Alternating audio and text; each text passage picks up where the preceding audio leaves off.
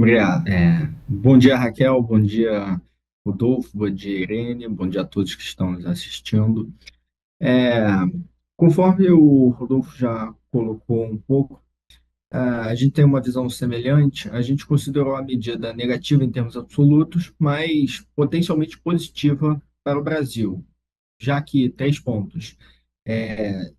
Setores exportadores de commodities, como o setor do agronegócio, podem se beneficiar de uma guerra comercial com uma mudança da demanda chinesa vindo dos Estados Unidos para o Brasil, particularmente em grãos.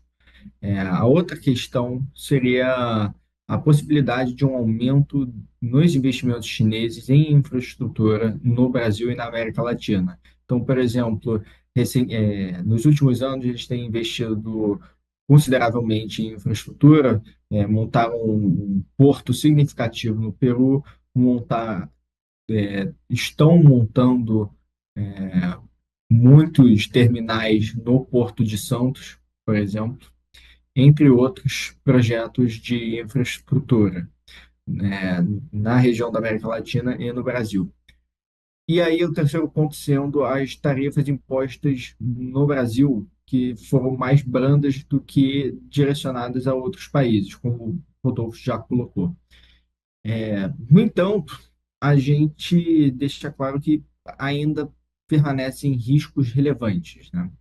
A tarifa base de 10% sobre todas as importações podem afetar as importações importantes para produtos exportados para os Estados Unidos, né? Então, você tem o café, você tem o aço, entre outros, mas deixando claro que certos itens, como, por exemplo, aqueles que já eram tarifados antes em outros artigos, como o da seção 232, que inclui a tarifa de 25% em aço e 10% em alumínio, eles não pegam essa tarifa adicional de 10%. Essa é o nosso entendimento, pelo menos até o momento.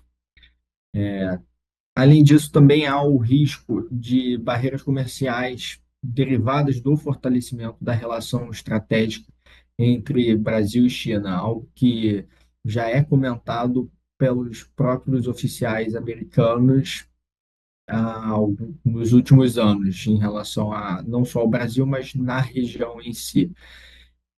E aí o terceiro ponto também sendo a possibilidade de uma guerra comercial prolongada, gerando uma desaceleração mais aguda da economia americana e global. E isso seria um fator negativo para ativos de risco em geral, inclusive os brasileiros.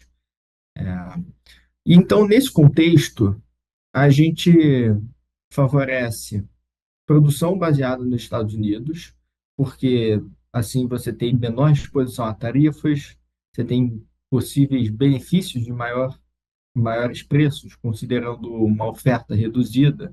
Então, por exemplo, essa tarifa do aço, que já é de 25%, a Gerdau tem uma produção de aço nos Estados Unidos.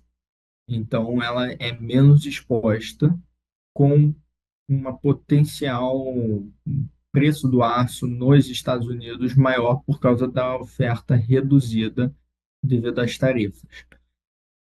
Proteção contra a inflação, porque tarifas devem ser net inflacionárias. Exposição a exportadores, caso o excepcionalismo americano persista, e a certos exportadores de grãos, considerando que uma guerra comercial entre a China e os Estados Unidos poderia levar a uma mudança na demanda chinesa.